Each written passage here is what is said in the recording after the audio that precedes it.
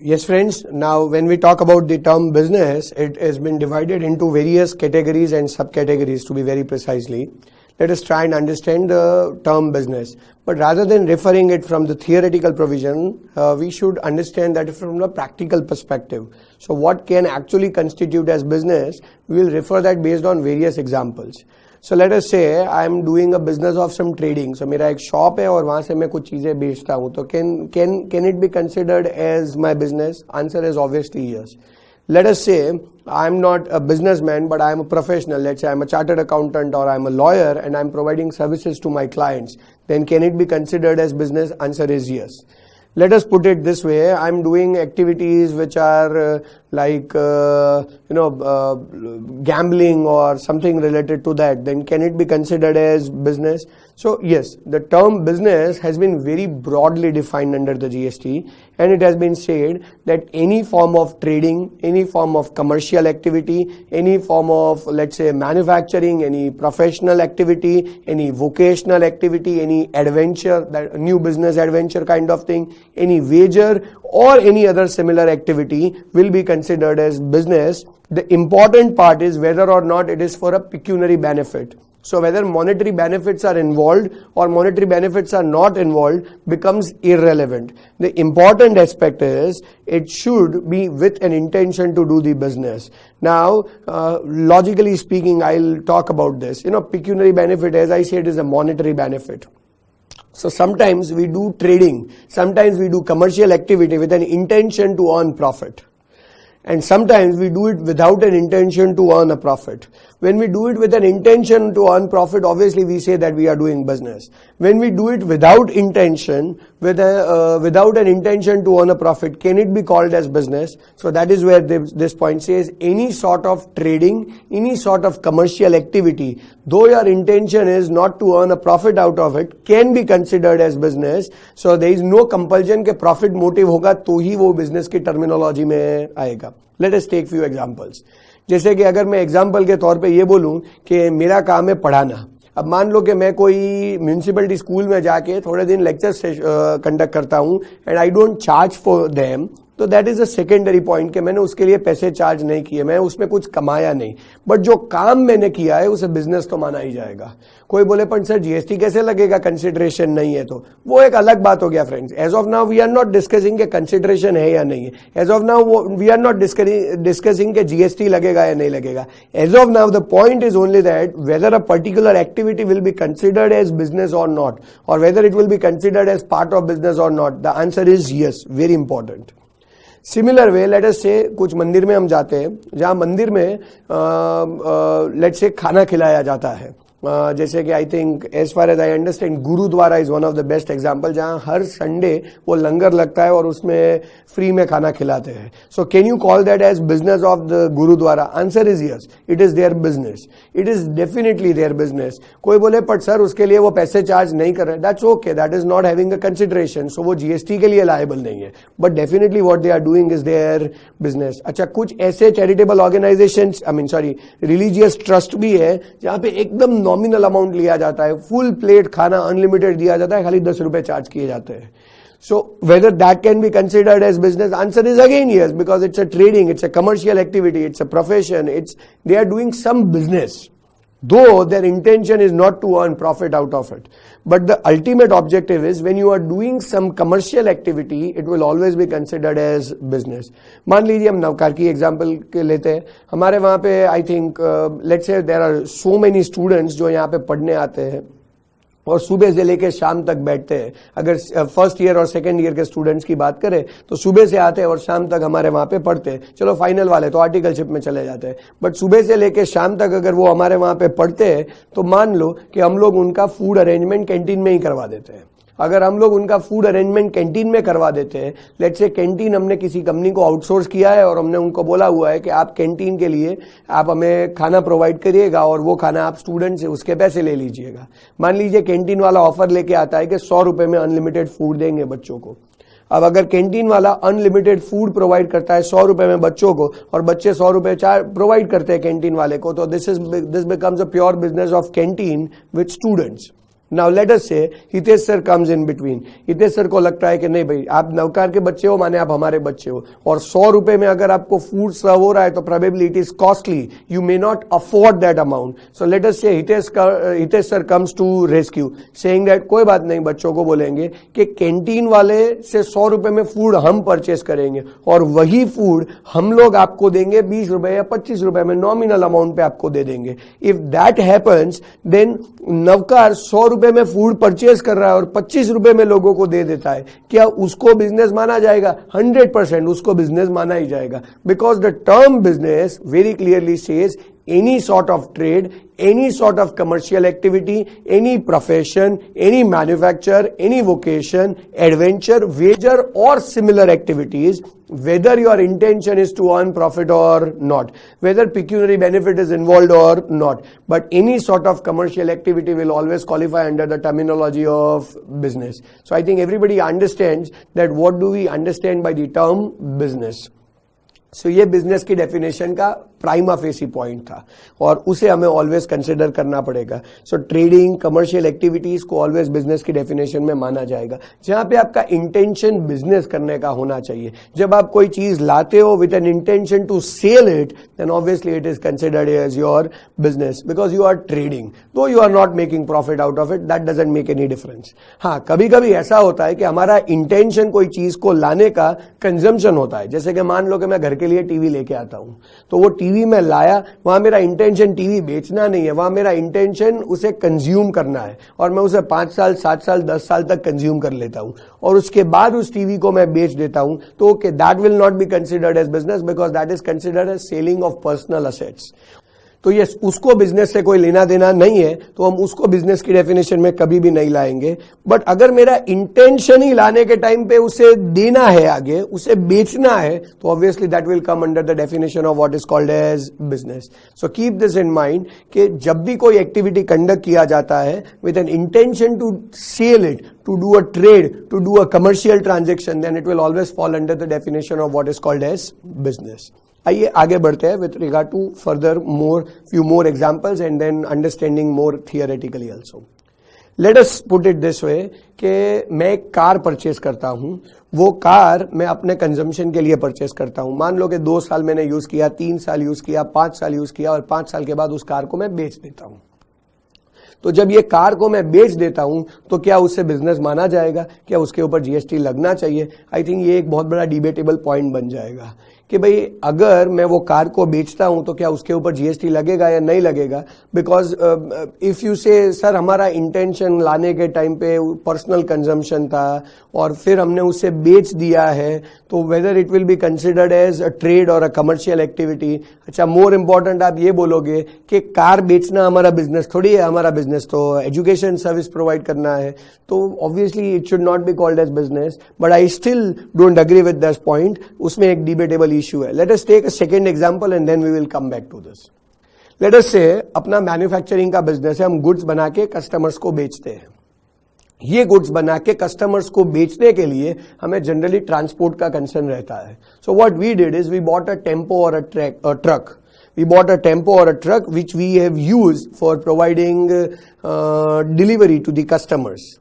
Now, over a period of time, what happens is ये truck पुराना बन जाता है, 5 साल 7 साल 10 साल से हम उसे यूज कर रहे हैं, and since it has become very old, so it becomes useless for us.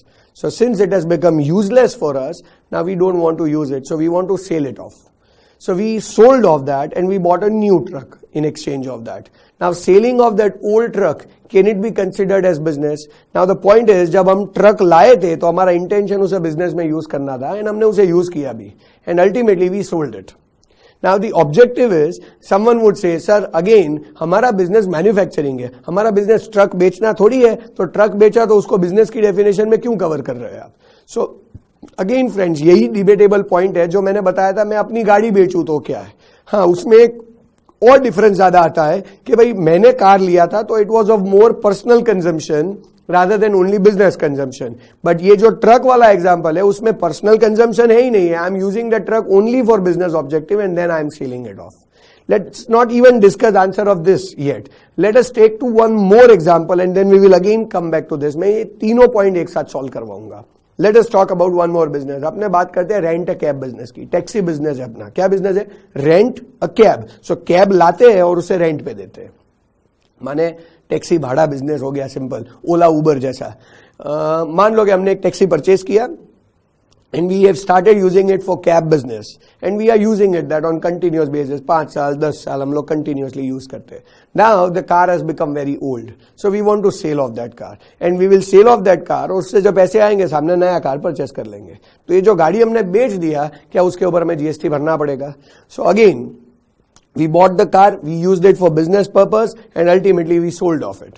Now someone would again argue, sir हमारा business तो टैक्सी business है, हमारा business तो कैब को रेंट पे देने का है, हमारा business थोड़ी गाड़ी बेचने का है. So can a supportive activity which is done to do the business also be considered as a business? So that is the exact answer which is given by point number B, which very clearly says any activity or transaction in connection to, in incidental or ancillary to the clause A. So clause A में जो activity कर रहे हो वो आपका main business है. जैसे कि मेरा टैक्सी का बिजनेस मेन बिजनेस है which is covered by clause A. Any activity which is in connection to the main activity or any activity which is incidental to main activity or any activity which is ancillary to main activity will also qualify under the terminology of business. So I agree that as a taxi person car बेचना मेरा business नहीं है friends, but can I से ये जो car बेचा जा रहा है और सामने नया कार परचेज किया जा रहा है, इट इज इंसिडेंटल और ancillary to the business which I am providing. And when any incidental और ancillary activity is conducted, all of them will fall under the terminology of business. यही point manufacturing के case में भी apply होगा, जहां मैंने truck की बात की थी. ट्रक खरीदना और बेचना मेरा बिजनेस ही नहीं है फ्रेंड्स. मेरा बिजनेस है गुड्स मैन्युफैक्चर करके डिलीवर करवाना, बट उसी डिलीवरी के लिए मैं ट्रक को यूज करता हूं. और जब वो ट्रक पुराना हो जाता है और मैं उसे बेचता हूं और सामने नया ट्रक परचेस कर रहा हूं, so though I agree that it is not my main business, but it becomes incidental और ancillary to the main business. And because of that उसको सप्लाई की डेफिनेशन में कवर किया ही जाएगा, उसको बिजनेस की डेफिनेशन में कवर किया जाएगा और उसके ऊपर जीएसटी भी लगेगा. अब आता है फर्स्ट पॉइंट, जहां पे मैं अपनी पर्सनल गाड़ी की बात कर रहा था, जहां पे मैंने गाड़ी परचेस किया और मैं गाड़ी को यूज कर रहा हूं और आफ्टर सम पीरियड में उसे बेच देता हूं. So one of the most important determinant over here will be कि क्या उस कार को मैं पर्सनल पर्पस के लिए यूज कर रहा हूं, क्या वो मेरी पर्सनल असेट है या वो मेरी बिजनेस असेट है. मान लो कि मैं उसे बिजनेस के लिए ही यूज कर रहा हूं. सो मैंने बाय किया तब से लेके जब मैं अपने क्लाइंट्स के वहां पे जाता हूं तो वहां पे मैं उस गाड़ी को ले यूज कर रहा हूं. जब मैं अपनी ऑफिस जाता हूं तो वहां पे मैं गाड़ी को यूज कर रहा हूं. जब मैं नवकार इंस्टीट्यूट जहां मैं पढ़ाने आता हूं वहां पे आता हूं तो उसके लिए मैं गाड़ी यूज कर रहा हूं. So if I use that car in my business, so obviously what I will do is I will claim depreciation in my books of account. I think everybody would agree with that कि आप books of account में उसका depreciation continuous basis पे claim करोगे. That means you have shown that as your business asset. अब ये गाड़ी पुराना हो जाता है, आप उसे बेच देते हो और सामने नया गाड़ी परचेस करते हो. So I agree that it is not your main business, but don't you think so that this activity you are doing is to support your main business. So that means it is your incidental or ancillary activity, and any incidental or ancillary activity would always qualify under the terminology of what is called as business. और because ये business की definition में आ जाएगा तो उसके ऊपर कहीं पे भी उसके ऊपर जीएसटी चार्ज होना चाहिए. बट मान लो जैसे मैंने एक स्टार्टिंग में एग्जांपल दिया था कि मैं टीवी बाय करता हूं और टीवी को मैं घर पे यूज कर रहा हूं और अगर मैं उसे बेच रहा हूं तो it is not a business asset और उसको खरीदना या बेचना मेरे बिजनेस से इंसिडेंटल और एंसिलरी एक्टिविटी नहीं है. Rather it becomes a personal nature activity और उसके कारण मैं कहीं पे भी जीएसटी में क्वालिफाई नहीं होऊंगा. सो बिजनेस में क्वालिफाई नहीं होऊंगा. दैट मीन्स जीएसटी भरने की जरूरत नहीं है. अगर मान लो कि मैंने 2 कार परचेस की, एक मैं बिजनेस के लिए बाय कर रहा हूं और एक मैं पर्सनल यूजेज के लिए बाय कर रहा हूं, जो कोई एंगल से बिजनेस में कहीं पे यूज नहीं हो रहा है और इनकम टैक्स में मैं बुक्स ऑफ अकाउंट में उसका डेप्रिसिएशन भी नहीं ले रहा हूं, रादर मैं उस बिजनेस को अपनी बैलेंस शीट में कैपिटलाइज भी नहीं कर रहा हूं, तो in that case it can never be considered as business asset. It is purely a personal asset और वो असेट बेचने के ऊपर कभी भी जीएसटी डिमांड नहीं हो सकता. So I think everybody understand that what do we understand by the terminology of business. कि कोई भी ट्रेड हो, कोई भी कमर्शियल एक्टिविटी हो, ये कोई भी एक्टिविटी हो जो हम लोग करते हैं with an intention to do some commercial business transaction, then it will always qualify as business, whether motive is profit or not. and the main activity is business, then all supportive, incidental, ancillary, connecting activities will also be qualified as business. So I think everybody understands clause A as well as clause B. There are more clauses. We need to understand that also. But I think again the best way to understand those points is to understand using the example. So let us try and discuss that example. Now one more example for this can be, let us say कि कोई बंदा मान लो कि मैं ऐसा कोई product बनाने का बिजनेस स्टार्ट करता हूँ, या let us say I start manufacturing watch. Let us say मैंने फर्स्ट लॉट बनाया, जो लॉट बनाया as a part of the marketing strategy मैंने फ्री में डिस्ट्रीब्यूट कर दिया. Now once that has been launch I started getting review. Now the point is some reviews were awful. Rather people rejected this product like anything. They've criticized it, that this product is not up to the mark or the quality standards are not good. So I've stopped doing that. I've not made a second lot. But the point is, the first lot that I did and I've given it as a free sample, can it be considered as my business? So answer is yes. Very clearly, because when I made the first lot and I've given it free of cost, so the point is, my intention was to do the business. It was a commercial activity. Koi bole, sir, consideration is not there. That's okay. Consideration is a secondary point. See, supply requires three things. There should be supply, there should be consideration, and it should be in course or furtherance of business. So I agree that there is a supply and there is a business. The point consideration वो secondary point है. तो मान लो यही example को मैं थोड़ा modify कर लूँ. पहले जो पहला lot जो बनाया था वो मैंने market में literally बेचा था. अब मेरे ही रिलेटिव्स ले गए थे या मेरे ही फ्रेंड्स ले गए थे और उन्होंने ही बाद में मुझे रिव्यू दिया and that was hell lot of criticism. So I stop manufacturing it and I did not made a second lot. The point is, the first lot that I made and sold it, क्या उसको हम business मानेंगे? Answer is yes, friends. So the point is, we don't need a regularity in terms of transaction. We don't need that this transaction should be done frequently, then only it will be called as business. Even if it is done once, it can be classified as business.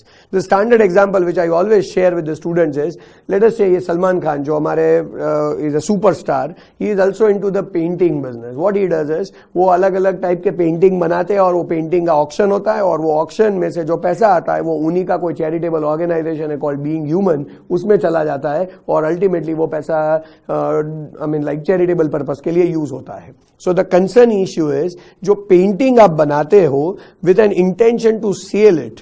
Now at can happen के पहला painting आपने बनाया, किसी ने बहुत बड़ी amount पे auction में परचेस कर लिया, then later on that person criticize like anything, so you have stop painting, but the first painting that you made, can it be called as your business?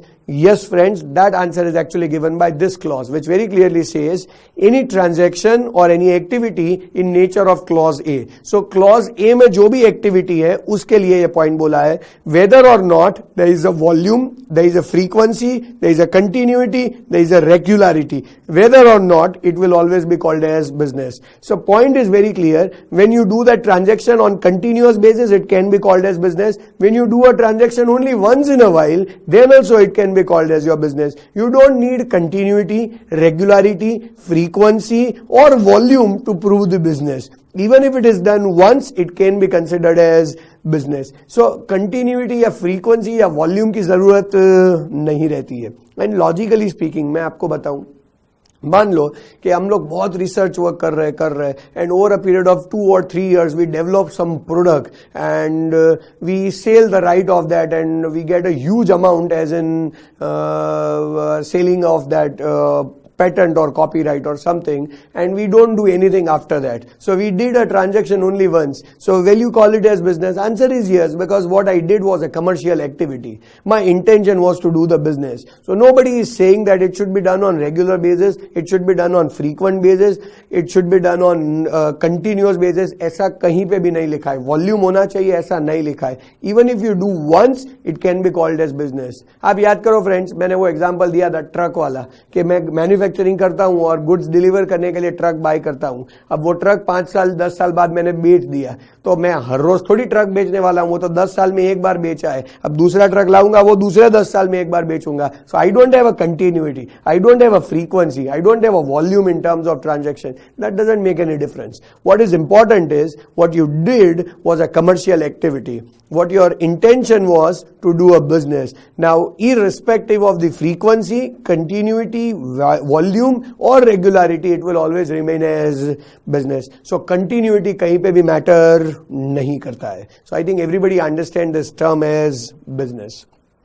Let us move ahead with regard to subsequent point. अब जो subsequent point है, before again we refer it theoretically, let us try and understand based on certain examples. When I say business, so Navkar का business क्या है friends? तो obviously everybody would say education, पढ़ाना. हमारा business क्या है? पढ़ाना.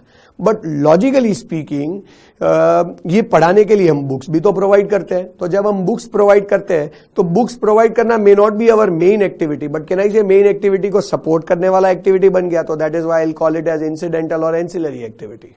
Let us put it this way, मान लो कि हम लोग कोई बिजनेस कंडक्ट कर रहे हैं, उसमें रेगुलर बेसिस पे स्क्रैप जनरेट होता है और वो स्क्रैप को हम अल्टीमेटली डिस्पोज ऑफ कर देते हैं. So I agree that that is not my main business activity, but can I say to keep my main business on continuous basis I need to do certain incidental और ancillary activity which I may not do it regularly, but then also it will qualify as business. So I think ये 3 points तो हम लोग already समझ चुके हैं, but I am talking about certain extra points which can also be qualified as business. Now let us focus on that friends. So let us say Navkar के ही business की बात कर रहा हूं. नवकार का बिजनेस क्या है? तो क्या education. Now the point is हम लोग मान लो कि अपना एक प्रीमाइसेस है जिसके अंदर एजुकेशन प्रोवाइड करते हैं, या नवकार हाउस 3 है या 2 है या 1 है या निमरा है, कोई भी प्रीमाइसेस से हम लोग एजुकेशन प्रोवाइड करते हैं. But point is what about the setting of that premises, क्योंकि बिजनेस तो प्रीमाइसेस सेटअप होने के बाद चालू हुआ है. तो जब प्रीमाइसेस सेटअप करने के लिए जहां से हम बिजनेस प्रोवाइड करने हैं, हमने रेगुलर बेसिस पे एसेट्स बाय की होगी, हमने रेगुलर बेसिस पे रॉ मटेरियल्स रिसीव किए होंगे, हमने रेगुलर बेसिस पे किसी ना किसी की कंस्ट्रक्शन सर्विस या लेबर सर्विस या कोई ना कोई सर्विस रिसीव की होगी, तो क्या उसे हम बिजनेस मानेंगे? अच्छा, मोर इंपॉर्टेंट, मान लो कि आज बिजनेस बहुत अच्छे चल रहा है, 50 साल 100 साल कहीं ना कहीं तो ये बिजनेस क्लोज होगा. तो जब ये बिजनेस क्लोज होगा उस टाइम पे हमारे पास बहुत सारी असेट्स होगी. तो लाइक मान लो कि हमारे पास एसी है, हमारे पास प्रोजेक्टर्स है, ये सारी जो चीजें यहाँ पे फिक्स की हुई है वो सारी चीजें हम लोग बेच देंगे. तो जब हम लोग ये चीजें बेच देंगे तो क्या होगा? So the point is there is a 4th clause which says कि भाई business is a very broad term.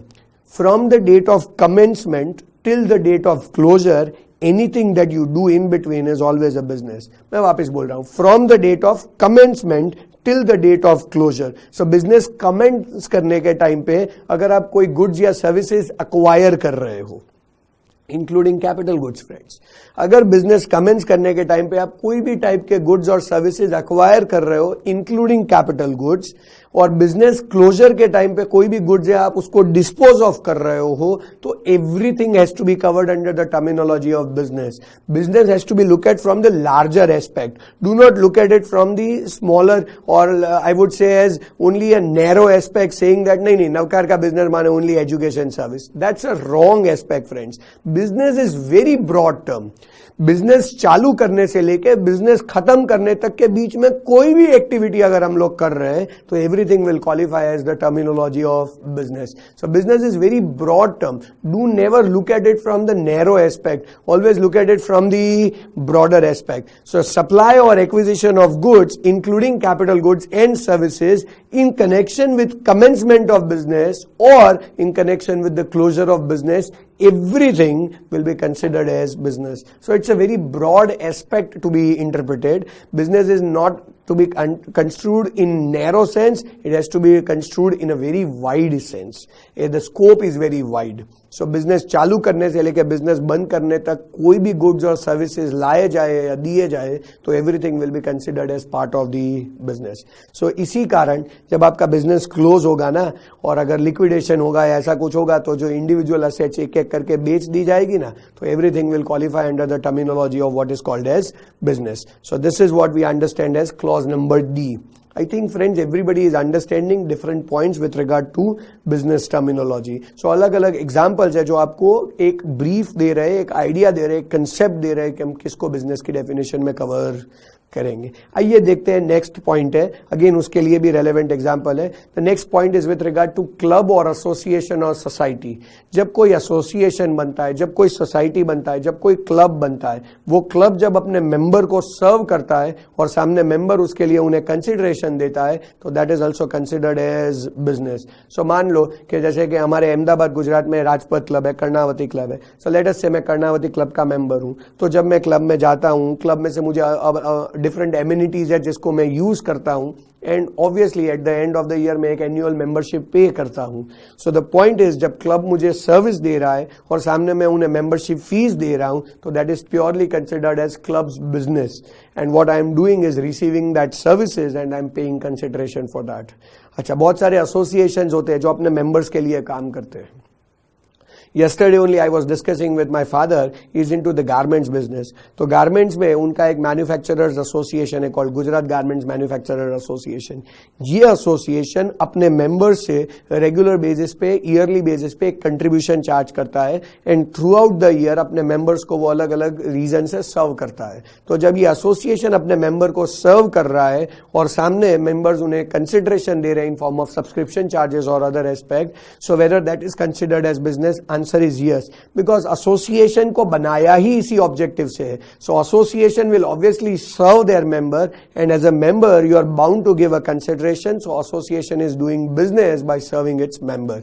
So it very clearly says same way society. Society में भी तो ऐसा होता है, जब रेसिडेंशियल सोसाइटी बनता है, जब कमर्शियल सोसाइटी बनता है, तो वहां पे हर मेंबर से कंट्रीब्यूशन लिया जाता है with regard to maintenance expense, with regard to lot other expenses. So provision by a club, by an association, by a society or any such body of the facilities or benefits to the member is always considered as liable for, it is considered as business, and hence it is liable for GST. So I think everybody understand this clause E also.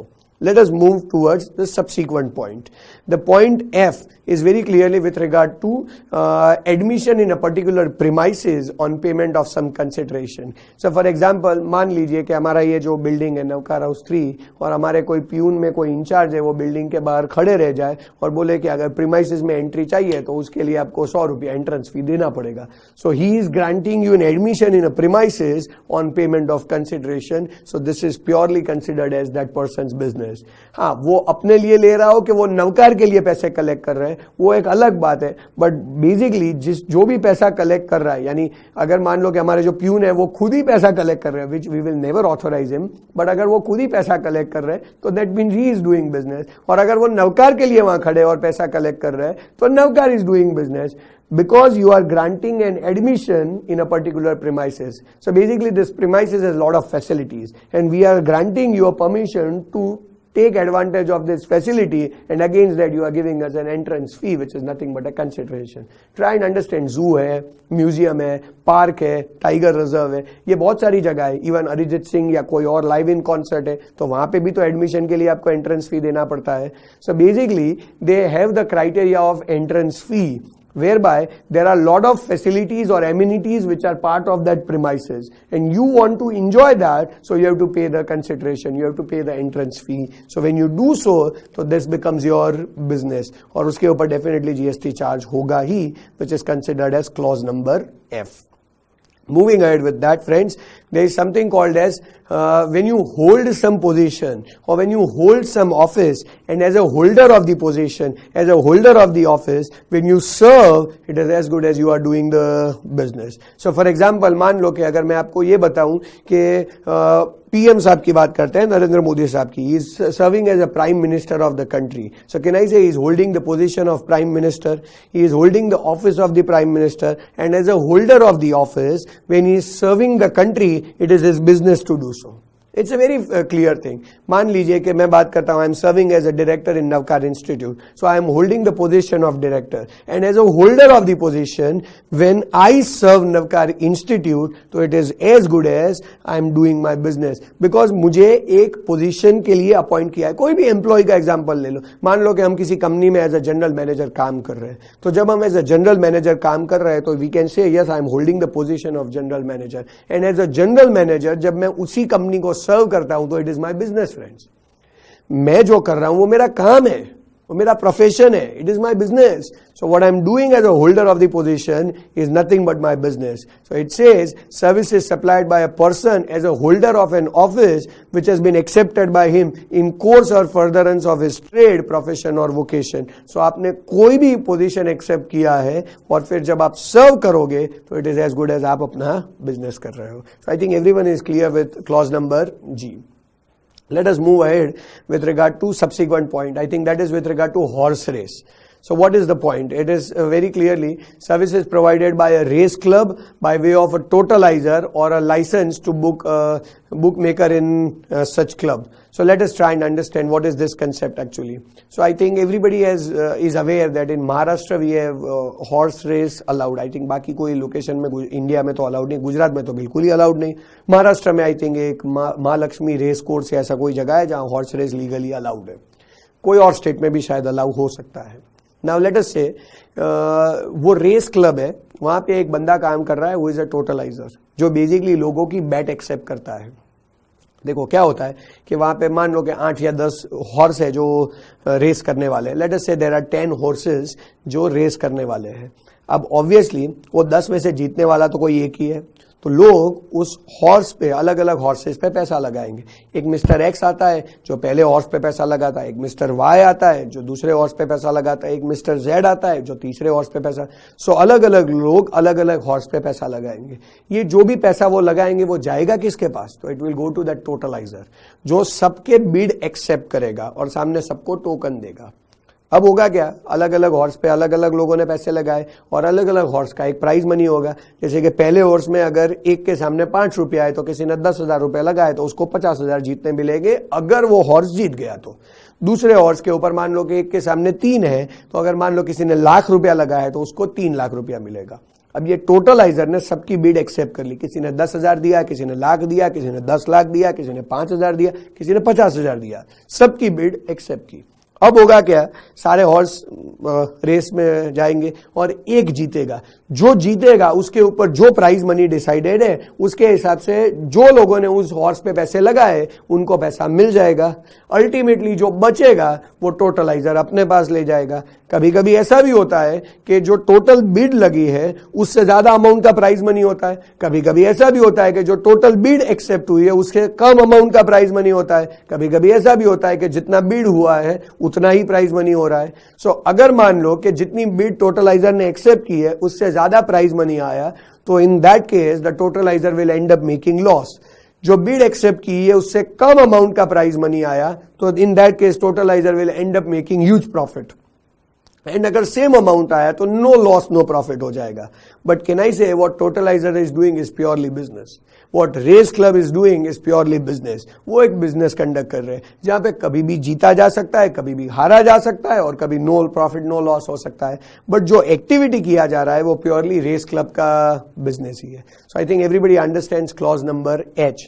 सो बस एक concept ही है कि भाई इसको भी हम business की terminology में कवर कर लेंगे. और जो सबसे लास्ट वाला पॉइंट है ना वो गवर्नमेंट के लिए है कि भाई एनी एक्टिविटी और any transaction which is undertaken by government weather centre और स्टेट और union territory in which they are also engaged as a public authority, then that is also called as business. जैसे कि example के तौर पे मैं बताऊं, आपके घर पे पानी आता है तो म्यूनिसिपैलिटी वो पानी देता है और municipality as a public authority वो पानी दे रहा है. मान लो कि पुलिस की सर्विस है, डिफेंस की सर्विसेज है, कौन देता है? Government. And as a public authority वो आपको वो सर्विस दे रहे हैं. और जब वो आपको वो सर्विस दे रहे हैं तो अल्टीमेटली आप कंसिडरेशन भी तो देते हो. कोई बोले हम कौन सा कंसिडरेशन देते हैं? तो फ्रेंड्स, म्यूनिसिपल टैक्स क्या है? लोकल अथॉरिटी आपको पानी देता है, स्ट्रीट लाइट की फैसिलिटी देता है, अलग अलग फैसिलिटी देता है और सामने आपसे म्यूनिसिपल टैक्स लेते हैं. So that is purely a business of government. और कंसिडरेशन दे के ना दे वो एक अलग बात है, बट जब वो कोई कमर्शियल एक्टिविटी करते हैं है तो ऑब्वियसली वो उनका बिजनेस तो माना ही जाएगा. So this is what we understand as overall business definition. Very broad definition friends. Almost हर एक्टिविटी कोई ना कोई क्लॉज में फॉल हो ही जाएगा, अनलेस कोई एकदम पर्सनल एक्टिविटी हो जिससे तुम्हारे बिजनेस को कोई लेना देना नहीं है, तो वो शायद बिजनेस की डेफिनेशन से बाहर रहेगा. बाकी तो हर स्मॉल एक्टिविटी बिजनेस की डेफिनेशन के अंदर कवर हो जाती है. So I think this is what we understand as business. Now let us look at to the overall picture of the supply definition. I think we have almost discuss every part of this. So now we can discuss the full-fledged example of what is called as supply. We have talked about supply includes all form of supply of goods or services or both. Goods, services both discuss हो गया है. Supply का मतलब भी discuss कर लिया कि supply such as sale, transfer, barter, exchange, license, lease, rental or any other form of disposal. Whether it has been made or it has been agreed to made, वो भी हमने डिस्कस कर लिया है. For consideration, consideration term discuss हो चुका है. And it shall be in course or furtherance of business, in course of business, in furtherance of business, दोनों को हमने डिफरेंशिएट कर लिया और साथ में हमने बिजनेस का डेफिनेशन भी कर लिया है. So I think everybody understands entire section 7(1)(a. Now let me give you certain examples to get the better clarity. Yes friends, now let us try and understand different examples with regard to the entire supply definition. So one of the first example which I always share is, let us put it this way. I mean basically you need to follow three things, then only you will be able to understand example. Number one, there should be a supply. Supply में क्या आएगा वो आपको पता है. Number two, there should be a supply and it should be for consideration. And number three, it should be in course or furtherance of business. So there should be supply, there should be consideration and there should be in course or furtherance of business. So now let us try and understand that one by one. One of the standard example is, let us say मैं एक jeweller हूँ और as a jeweller मैं अपना एक showroom चला रहा हूँ जहाँ पे आप एज अ कस्टमर आते हो और मुझे बोलते हो कि मुझे ज्वेलरी चाहिए. मैं आपको आपकी रिक्वायरमेंट के हिसाब से ज्वेलरी बना के देता हूँ और आप मुझे सामने कंसिडरेशन पे करते हो. So this purely considered as business because what I did is a sale of jewelry, or rather I made jewelry as per your requirement, which falls under the terminology of supply. More important, you have given me consideration, and more important, what I did is in course or furtherance of my business. So this purely falls under the definition of what is called as supply. Let us look at the subsequent point. Let us say again इसी example को थोड़ा आगे ले जाते हैं. मैं jeweller हूँ और मैं ज्वेलरी बनाता हूँ और मैंने ज्वेलरी बना के आपको दिया.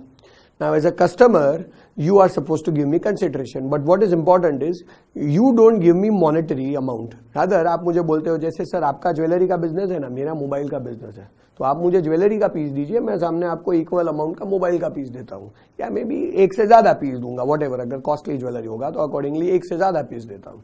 सो in that case what is important is what I did was my supply, क्योंकि मैंने आपको प्रोडक्ट प्रोवाइड किया और सामने कंसिडरेशन में आपने मुझे बार्टर में कुछ दिया. सो सप्लाई है, कंसिडरेशन है और जो मैं आपको दे रहा हूं वो मेरा बिजनेस है. अब आता है आपका पर्सपेक्टिव. कोई बोले माने क्या, तो क्या अब आप अपने व्यू पॉइंट से सोचो कि नहीं से आपका भी तो मोबाइल का बिजनेस है, तो आपने भी तो मुझे मोबाइल दिया और सामने कंसिडरेशन में आपको ज्वेलरी मिला और जो आपने भी किया वो आपका बिजनेस है. So the point is now it will be considered as two-way supply. मेरी तरफ से भी वो सप्लाई की डेफिनेशन में और वो आपकी तरफ से भी सप्लाई की डेफिनेशन में. See basically दोनों साइड से तीनों टर्म मैच होने चाहिए. Supply, consideration in course or furtherance of business. मेरा काम है ज्वेलरी सप्लाई करना और सामने मुझे कंसिडरेशन मिला और वो मेरा बिजनेस है, तो मेरी तरफ से लायबल फॉर जीएसटी. आपके पॉइंट ऑफ व्यू से सोचो, आपका काम है मोबाइल सप्लाई करने का, सामने आपको कंसिडरेशन मिला और जो आपने किया वो आपका बिजनेस है, तो दैट इज ऑल्सो तीनों कंडीशन मैच हो गई. तो मैं भी जीएसटी भरूंगा, आप भी जीएसटी भरोगे, दोनों के दोनों लायबल फॉर जीएसटी हो जाएंगे. This is from the perspective of supply, consideration in course or furtherance of business. सो ये दोनों पॉइंट अपने लेवल पे इक्वली रेलेवेंट है और ये दोनों पॉइंट मैच होने चाहिए. Let us move ahead, let us take a step ahead with this. इसी एग्जांपल को थोड़ा और मॉडिफाई करते हैं. लेट अस से मैं एज अ ज्वेलर आपको ज्वेलरी बेचता हूं, ठीक है, तो मेरा तो काम हो गया और मेरी तरफ से तो ऑलरेडी ज्वेलरी सप्लाई हो चुका है, मेरा बिजनेस भी है. Now the only point is consideration. Late us से आप है ना मुझे ये बोल रहे हो कि you don't have a cash and you are not also having any other business. However आपने इतनी साल से थोड़ा थोड़ा सेविंग किया था और उस सेविंग से आपने गोल्ड बाय किया हुआ था, तो आपके पास इक्विवेलेंट अमाउंट का गोल्ड अवेलेबल है. So you are providing me gold rather than giving me cash or rather than giving me mobile or something of which you are doing business. No, let us say you are not doing business now. So now you are giving me only gold of equal size. So the equal amount rather. So the point is, can I say मैं आपको jewellery बेच रहा हूं और सामने consideration में आप मुझे गोल्ड दे रहे हो, तो मेरे लिए बार्टर हो गया और ये मेरा बिजनेस हो गया, तो it is liable for GST. Now think from your view point. आपने मुझे गोल्ड प्रोवाइड किया तो वो सप्लाई हो गया, और सामने बार्टर में आपको ज्वेलरी मिल गया है तो वो कंसिडरेशन भी हो गया. बट द पॉइंट इज कि आपका बिजनेस है गोल्ड बेचना, और अगर गोल्ड बेचना आपका बिजनेस नहीं है, that means it is not in course or furtherance of business for you. And if it is not in course or furtherance of business for you, then technically speaking वो कभी भी liable for GST नहीं होगा. In fact एक ऐसा circular immediately 2017 में ही government ने. Moving ahead with that, इसी ट्रांजेक्शन को लेट अस से एक और थोड़ा मॉडिफाई करते हैं. मान लो कि आप क्या करते हो, मैं आपको जब ज्वेलरी दे रहा हूं तो ना आप मुझे कैश दे रहे हो, ना आप मुझे सामने मोबाइल दे रहे हो, ना ही आप मुझे गोल्ड दे रहे हो, बट आप कोई काम मेरे को करके दे रहे हो. जैसे कि मान लो कि आप लॉयर हो और मेरा कोई लीगल मैटर था जहां मैं फंसा हुआ था, वो आप मुझे सेटल करके दे देते हो सामने.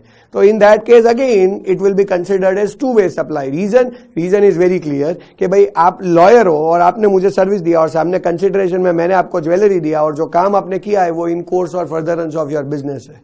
सो basically it is liable for GST. So देखो, चारों केसेस में, जहां आपने मुझे कैश दिया, जहां आपने मुझे मोबाइल दिया, जहां आपने मुझे गोल्ड दिया, या जहां आपने एज अ लॉयर मेरे को कोई काम करके दिया, चारों केसेस में मेरे लिए तो ये सप्लाई था ही, क्योंकि मेरे लिए तो तीनों कंडीशन मैच हो रही है.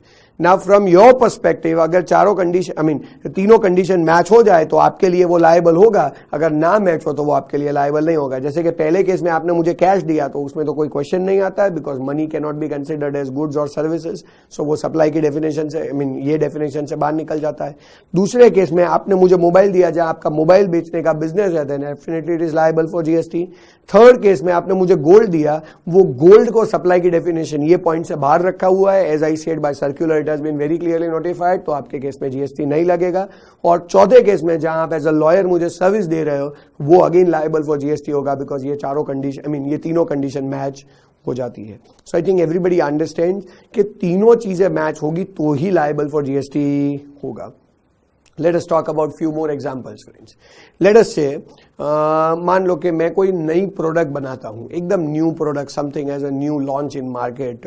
सो now to get the maximum concentration from market, or let us say to attract maximum customer from market, what I am doing is, मैं ये प्रोडक्ट को फ्री सैंपल की तरह इनिशियल फेज में डिस्ट्रीब्यूट कर रहा हूं, लोगों को फ्री में दे रहा हूं, किसी को एक दे रहा हूं, दो दे रहा हूं. लेट अस से कोई खाने की प्रोडक्ट है तो मैं लोगों को फ्री में डिस्ट्रीब्यूट कर रहा हूं. तो ये जो फ्री में मैं डिस्ट्रीब्यूशन कर रहा हूं, क्या इसको हम सप्लाई की डेफिनेशन में कवर करेंगे? तो सबसे पहला पॉइंट आता है कि क्या ये सप्लाई है, तो क्या ऑब्वियसली मैंने लोगों को दिया है, तो द सेल ट्रांसफर बार्टर वाला पॉइंट तो एप्लीकेबल हो ही जाता है. The point is, it is my business also to do that. But the important aspect is whether it is for consideration. So logically speaking, ये जब मैं करूंगा तो इससे फ्यूचर में मुझे ऑर्डर मिलने के चांसेस है.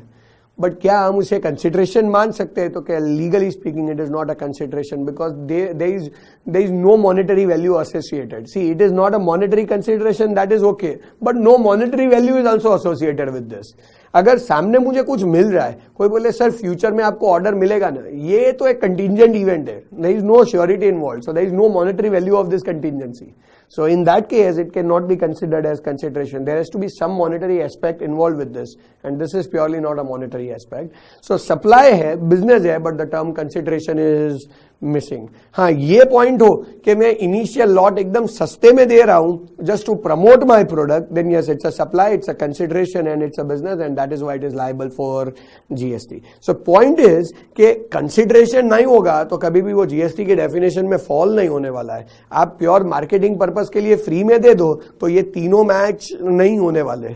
कोई बोले सर कोई और पॉइंट है जिसमें वो सप्लाई की डेफिनेशन में आ सकता है? हाँ, शायद एक और पॉइंट है शेड्यूल 1 में, जो हम पढ़ेंगे सब वो शायद जीएसटी में आ जाएगा, क्योंकि वहां पे कंसिडरेशन नाम के टर्म की जरूरत नहीं है. बट वो एक सेकेंडरी ऑब्जेक्टिव है फ्रेंड्स, अभी तो वो सप्लाई की डेफिनेशन में नहीं आएगा as per section 7 subsection 1 clause A, जिसकी हम ये बात कर रहे हैं. Let me give you one more example, friends. When I say, let us say हमने एक प्रोडक्ट बनाया, let us say not a mobile phone, but assume that this is mobile phone. मैं मोबाइल बना के आपको बेचता हूँ. Let us say मैंने मोबाइल आपको 10,000 रुपए में बेचा. अब 10,000 रुपए में मैंने आपको मोबाइल बेचा, लेट से उस पर जीएसटी था, आपने मुझे फुल अमाउंट दिया, मैंने गवर्नमेंट को टैक्स भर दिया। Now the important point is ये मोबाइल बिगड़ रहा है। सो अगर ये बिगड़ रहा है तो आप मेरे पास लेके आते हो। अब मैंने जब आपको मोबाइल बेचा था, मैंने 1 साल का फ्री वारंटी इश्यू किया था। सो अगर 1 साल में ये मोबाइल कहीं पे भी बिगड़ जाएगा तो या तो मुझे रिपेयर करके देना पड़ेगा, या फिर मैं रिपेयर करके ना दूं तो मुझे उसका रिप्लेसमेंट देना पड़ेगा। सो लेट अस से रिपेयरेबल नहीं था तो मैंने वो मोबाइल वापस ले लिया और सामने आपको दूसरा मोबाइल दे दिया। तो अब क्वेश्चन ये आता है कि पहले मोबाइल पे जीएसटी लग गया बराबर है, ये जो दूसरा मोबाइल मैं देता हूं क्या उसके ऊपर जीएसटी लगेगा कि नहीं लगेगा? अब फ्रेंड्स ये बहुत डिबेटेबल क्वेश्चन है, मैंने ऑलमोस्ट बहुत सारी बेचेस में पूछा हुआ है और जब भी मैं पूछता हूं तो लोग कंफ्यूज हो जाते हैं इसके रिगार्डिंग कि उसके ऊपर जीएसटी लगेगा कि नहीं लगेगा, बिकॉज वो सोचते हैं कि देखो दूसरी बार सप्लाई हुआ है। फिर कंसिडरेशन तो कि इसके लिए कोई कंसिडरेशन नहीं है, बट पॉइंट इज जब ओरिजिनल कंसिडरेशन आया था तो उसमें कहीं ना कहीं वारंटी का कॉस्ट इंक्लूडेड था। तो कि अगर कहीं ना कहीं वारंटी कॉस्ट इंक्लूडेड था तो टोटल अमाउंट में वारंटी कॉस्ट है, so total amount which is paid by customer includes the warranty amount. So that means ultimately उसी टाइम पे उसका कंसिडरेशन आ चुका है। जो दूसरा मोबाइल सप्लाई हुआ उसका कंसिडरेशन पहले टाइम पे ही आ गया था। और क्या आपका बिजनेस तो है ही, तो क्या इस पे तो जीएसटी लगना चाहिए, माने मैं पहले फोन पे भी भरूं और मैं दूसरे फोन पे भी जीएसटी भरूं। तो friends technically this becomes a wrong aspect. So उसी पॉइंट का एक्चुअल सोल्यूशन ये है कि भाई जब मैंने पहला फोन दिया था तो मैंने एक्चुअली आपको एक प्रोडक्ट दिया था, वो प्रोडक्ट अगर खराब है तो आपने मुझे वापस दिया। तो जब मैं उसके रिप्लेसमेंट में दूसरा फोन देता हूं तो कोई ये दूसरा ट्रांजैक्शन थोड़ी है, ये पहले ट्रांजैक्शन का ही पार्ट है। It is not a second transaction. और पहले ट्रांजैक्शन में तो मैं जीएसटी भर ही रहा हूं। Why we are considering this as second transaction and now we are trying to find out कि सेकंड ट्रांजैक्शन के ऊपर जीएसटी लगेगा? आई थिंक वहीं पे लोग कंफ्यूज होते हैं ना, क्योंकि भाई पहला मोबाइल दिया वो पहला ट्रांजैक्शन, दूसरा मोबाइल दिया वो दूसरा transaction. There is no second transaction friends. The point is जो फर्स्ट फोन दिया वो खराब था तो फिर मैंने दूसरा दिया, जो दूसरा दिया वो फर्स्ट ट्रांजैक्शन को ही कंप्लीट करने के लिए दिया है, जिसके लिए ऑलरेडी वो सप्लाई की डेफिनेशन में आ चुका है। There is no second transaction for which I am trying to find out consideration. बहुत सारे लोग कंसिडरेशन है नहीं है। इनफैक्ट मैं बताऊं एक बैच में तो मुझे एकदम वियर्ड आंसर मिला था। मुझे क्या बोला कि दूसरा जो फोन दिया ना उसका कंसिडरेशन बताऊं क्या तो क्या पहला फोन वापिस आया, कि पहला फोन वापस दिया उसके सामने ही दूसरा दिया ना, तो पहला फोन वापस देना is considered as kind consideration of the second phone. अब फ्रेंड्स ये एकदम अब्रप्ट आंसर है या एकदम क्या बोलते हैं यूजलेस आंसर है मेरे लिए। The point of discussion is whether there is a second transaction for which you are trying to prove that there is a supply or not. If there is a second transaction, then you try and prove कि भाई supply है कि नहीं है, then you try and prove कि उस पे GST लगेगा कि नहीं लगेगा। मेरे हिसाब से इसको सेकंड ट्रांजैक्शन ही नहीं मानना चाहिए, तो फिर सप्लाई होगा कि नहीं होगा वो तो क्वेश्चन ही कहां से आता है। When there is first transaction, there is supply and that was GST. There is no second transaction for which GST should be charged. I think that is what we understand as section 7 subsection 1 clause A, इसको हम supply की definition के अंदर cover कर रहे हैं। So I think everybody understand more or less कि supply includes all form of supply of goods or services or both, such as sale, transfer, barter, exchange, license, lease, rental or any other form of disposal made or agreed to be made for consideration and in course or furtherance of business. This is considered as the first aspect of the supply. I think everybody has understood all the examples that we have discussed. इसके अलावा friends हजारों example बन सकते हैं, there is no problem, but the only point is three things has to be matched. There should be supply, there should be consideration and it should be in course or furtherance of business. ये तीनों term को पकड़ के रखना friends, उसके हिसाब से आपको आंसर मिल जाएगा। मैं एक recent example शेयर करता हूँ, I think it's better I share it. One of the client who has come and met us last week only, जिनके केस में क्या हुआ था फ्रेंड्स, उन लोगों ने परचेज किया था, आई मीन लाइक उन्होंने एक एग्रीमेंट किया था किसी एग्जिस्टिंग लैंडलॉर्ड के साथ कि हम आपकी लैंड परचेज करेंगे और ये अमाउंट होगा और हमें आपको 6 महीने का आपको हमें पीरियड देना है जिसके अंदर हम लोग आपको पेमेंट कर देंगे। ऐसा एक एमओयू साइन हुआ है, एक एग्रीमेंट साइन हुआ है। अब 6 महीने खत्म होने आए ना, तब तक हम लोग कोई दूसरा कस्टमर ढूंढ लेते हैं और हम अपने नाम पे प्रॉपर्टी 6 महीने में बाय करने की जगह पे हम सीधा उसी को बेच देते हैं। और एक्चुअली ओरिजिनल एग्रीमेंट में ये लिखा भी था कि क्या कि आपको या तो प्रॉपर्टी मुझे देने का या फिर मैं अगर कोई और पार्टी को डायरेक्ट करूं तो डायरेक्टली सेल डीड उसके साथ होना चाहिए। सो ये हमने ऑलरेडी ओरिजिनल एग्रीमेंट में रखा हुआ था। सो मान लीजिए कि हुआ क्या, मिस्टर एक्स करके एक पर्सन था, हम लोग मिस्टर वाई है और आगे एक Z है जिसको अल्टीमेटली ये प्रॉपर्टी गया। सो X के साथ Y ने एग्रीमेंट किया था कि मैं आपसे ये प्रॉपर्टी 100 रुपए में परचेस करूंगा और 6 महीने के अंदर आपको पेमेंट दे दूंगा। मूविंग अहेड विद दैट, जो Y है वो एक्चुअली 100 रुपए में प्रॉपर्टी परचेस करना चाहिए और फिर आगे उसको ये प्रॉपर्टी Z को बेचना है, या फिर वो तो लेटर पॉइंट पे है जब वो कस्टमर ढूंढ रहा था। तो Z तो एकदम लेटर स्टेज पे पिक्चर में आया था, ओरिजिनल एग्रीमेंट तो X to Y का ही था। हाँ, उस एग्रीमेंट में ये लिखा गया था कि या तो आपको ये प्रॉपर्टी मेरे को बेचना है, सेल डीड मेरे नाम का होगा, या फिर मैं किसी और पार्टी का नाम दूं तो उसके नाम का सेल डीड होगा। दोनों में से जिसके भी नाम का सेल डीड हो, बट सेल डीड होगा और 6 मंथ्स के अंदर ही मैं आपको 6 मंथ्स के अंदर ही एग्रीमेंट होगा, आपको सारे पैसे मिल जाएंगे। अब पहली पॉसिबिलिटी तो ये है कि मान लो कि 6 महीने बाद मैं ये प्रॉपर्टी 100 रुपए में परचेस करूं और उसके ऊपर GST लग जाए। फिर अगर मान लो कि मुझे कोई कस्टमर मिलता है तो मैं आगे उसको GST तो नहीं लगेगा क्योंकि sale of land and sale of building पे GST नहीं है। फिर मैं आगे ये प्रॉपर्टी किसी कस्टमर को बेच दूं तो जब मैं उसे बेचूंगा तो अगेन यही कंसर्न आएगा कि भाई उस पे GST लगेगा या नहीं लगेगा। तो कि सर्विस भी नहीं है, गुड्स भी नहीं है, और शेड्यूल 3 में मैं आपको समझा चुका हूं कि लैंड के ऊपर GST चार्ज नहीं होता है क्योंकि sale of land and sale of building exempt है। बट पॉइंट इज कि यहाँ पे 2 जगह स्टैम्प ड्यूटी लगता है। जब मैंने परचेस किया तो उस टाइम पे स्टैम्प ड्यूटी लगेगा और जब मैं आगे बेचूंगा तो उस टाइम पे स्टैम्प ड्यूटी लगेगा। एंड अगर ट्रांजैक्शन बड़ी अमाउंट का है तो stamp duty also is a very big amount which is going to be complicated. So what we did is we advise them कि एक काम करो भाई, आप ये प्रॉपर्टी है ना अपने नाम पे परचेस ही मत करो। वैसे भी आपके एग्रीमेंट में लिखा है कि अगर आप किसी और पार्टी का नाम दोगे तो डायरेक्टली उसको ये प्रॉपर्टी मिल जाएगा। अब वो पार्टी को मैंने क्या बोला, Z पार्टी, कि भाई देखो तेरे को टोटल 150 देना है, जिसमें 100 तू देगा किसको, X को, और 50 तू देगा किसको, Y को। सो the point is X will directly make a sale deed in the name of Z and Z will pay the consideration, but Z will give only 100 rupees to X and will give 50 rupees to us. So ये पूरे transaction में GST का impact क्या आएगा?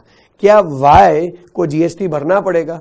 So what we advise to them is very clearly कि आपने land purchase करके बेचा होता ना तो आपको GST भरना ही नहीं, क्योंकि आपने लैंड परचेस भी किया और लैंड बेचा भी, तो आपके ऊपर GST लग ही नहीं सकता। बट आपने तो राइट टू परचेस लैंड बेच दिया है, क्योंकि आपके पास 100 रुपए में वो लैंड परचेस करने का राइट था, जो आपने 150 रुपए में आगे किसी को बेच दिया है। So when you have sold the right to purchase land, so whether that would attract GST और not. So answer is very clear कि अगर हम लैंड की बात करें तो land is very broadly defined, not under GST act but lot of other act, जहां पे ये बोला है कि land will not only include the physical land but will also include any benefit arising out of that land. So when I say कि I have a right to purchase land and when I am selling that right to purchase land to someone, it is nothing but a benefit that is arising out of that land to me. And the definition of land, as I said, will not only include land but will also include any type of benefit that is arising out of land. So it will ultimately qualify under the term land, and since it is qualified under the term land, what we did is we have supplied land and for which we have received consideration for which GST will never be charged. Reason schedule 3 अपने हिसाब से बीच में आता है। सो आपको basically ये 3 point तो consider करना ही है, but over and above that आपको शेड्यूल 3 भी तो कवर करना है, क्योंकि एज पर दिस पॉइंट जब मैंने ये लैंड बेचा था तो वो राइट टू अक्वायर लैंड, जिसको हम लैंड ही मानेंगे because it is a benefit arising out of land, तो वो सर्विस की डेफिनेशन में तो आ ही जाता है, क्योंकि सर्विस में तो मैंने बताया ही था ना, anything other than goods is service, so land is a service.